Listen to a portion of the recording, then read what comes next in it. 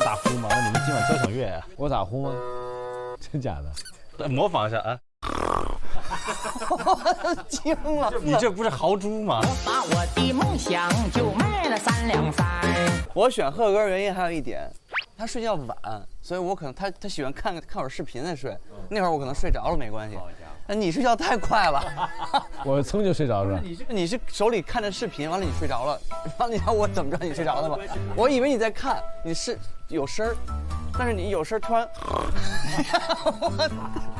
换来了灶台上的1日3餐。